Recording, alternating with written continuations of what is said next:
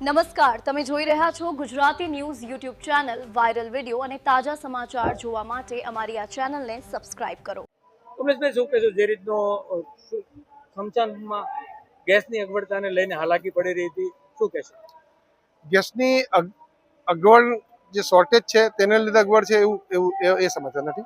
સમાચાર હતા સેતુ સંસ્થા છે જે વર્ષોથી આ કુરુક્ષેત્ર સાથે ગુજરાત ગેસ સાથે ટ્રાયેંગલ રીતે સંકળાયેલી હતી, પરિવહન દિશામાં કામ કરતી હતી.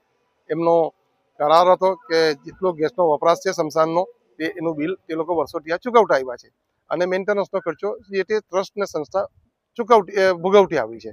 આ બંનેના સરવાળો મળીને આપણે વિનામૂલ્યે અગ્નિ સંસ્કાર પર્યાવરણ દિશામાં એક સમન્વય થતો હતો. હમણાં સેતુના સંચાલક મંડળોને કોઈ કારણો હશે કે જેને લીધે એ લોકોએ ગુજરાત ગેસને એવી જાણ કરી હતી કે તબક્કાવાર અમે 25%, ત્યારબાદ 50% અને ત્યારબાદ 75%ની જે રાહત છે તે અમે ઝીરો કરવા જઈ રહ્યા છે અને 2030માં તમારે સંપૂર્ણ ખર્ચો ઉઠાવવો પડશે, આવી એક જાણ ગુજરાત ગેસને અને સંસ્થાને કરવામાં આવી હતી. સંસ્થાએ તેની સામે સેતુને એ રીતે અપીલ બી કરી હતી કે આ પર્યાવરણનું ખૂબ મોટું કામ છે, તમે થોડી ટ્રસ્ટી મંડળ મેનેજમેન્ટ એમાં ગંભીરતાથી લઈને સહયોગ ચાલુ રહી તે દિશામાં જરા વિચારશો કે આટલા વર્ષથી આપણે પર્યાવરણ ક્ષેત્રે સાથે મળીને કામ કર્યું છે, તો ભવિષ્યમાં પણ એ નિર્ણય ફરીથી થાય અને એના માટેના વૈકલ્પિક સગવડો આપ બી વિચારશો તેવી નમ્ર પ્રાર્થના હતી. તેનો સ્વીકાર કરવામાં આવ્યો છે અને સેતુએ હમણાં જ એ માટે ગુજરાત ગેસને જાણ કરી દીધી છે કે હવેથી આ 2030માં જે અમે બંધ કરવાના હતા તે હવે સંપૂર્ણપણે ચાલુ રાખીએ છીએ.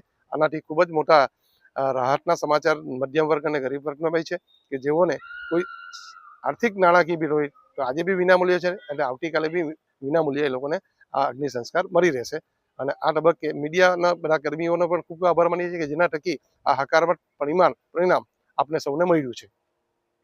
આ ન્યૂઝના રિપોર્ટર છે Arvind Rathod. Gujarati news YouTube channel, Surat. ગુજરાતથી તમને મહત્વના સમાચાર મળતા રહેશે, માટે જોતા રહો ગુજરાતી ન્યૂઝ. ધન્યવાદ.